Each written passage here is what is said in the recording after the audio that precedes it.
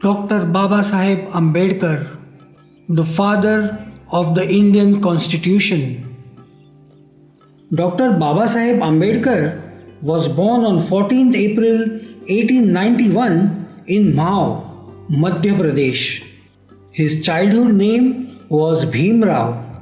His father's name was Ramji Sakpal and his mother's name was Bhimabai Sakpal. His father was a Subedar in the British Army.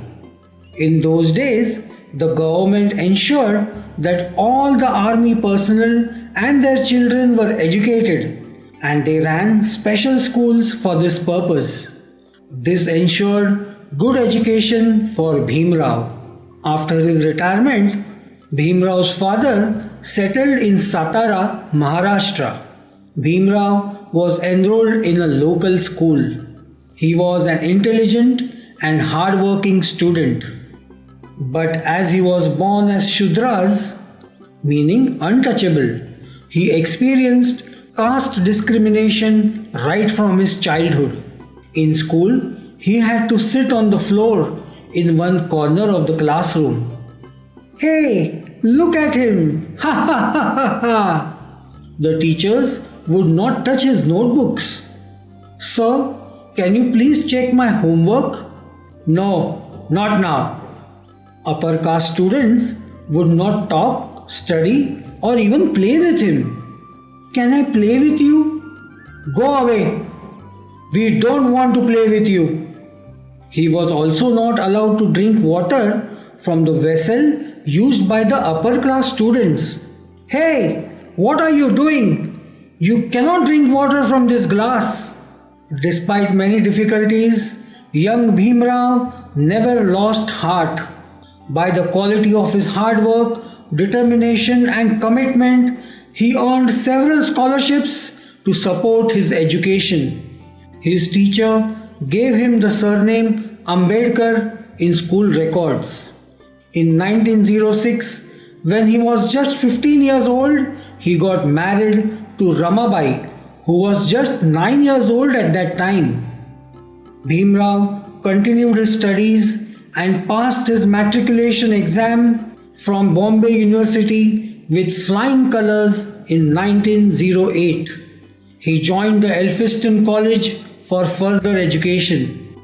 In 1912, he graduated in political science and economics from the Bombay University and got a job in Baroda. During a public ceremony, Dada Keluskar gifted him biography of Buddha.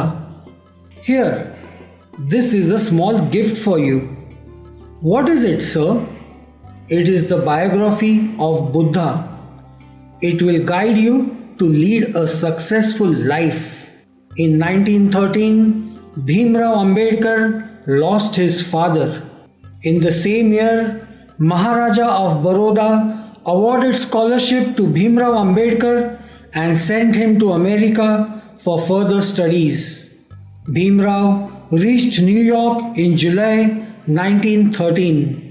For the first time in his life, Bhimrao was not demeaned for being a Mahar. He immersed himself in studies and received a degree in Master of Arts and a doctorate in philosophy from Columbia University in 1916 for his thesis, National Dividend for India, a historical and analytical study. From America, Dr. Ambedkar proceeded to London to study economics and political science. But the Baroda government terminated his scholarship and called him back. The Maharaja of Baroda appointed Dr. Ambedkar as his political secretary, but no one would take orders from him because he was a Mahar. "Sir, please read this document and sign."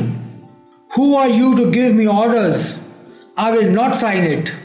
Bhimrao Ambedkar returned to Bombay in November 1917. With the help of Shahu Maharaj of Kolhapur, he started a fortnightly newspaper, the Mukh Nayak, on January 31, 1920. The Maharaja also organized many meetings and conferences of the untouchables, which Bhimrao addressed. My friends, we will not suffer anymore. We will fight this battle together. In September 1920, after accumulating sufficient funds, Ambedkar went back to London to complete his studies. He became a barrister and got a doctorate in science.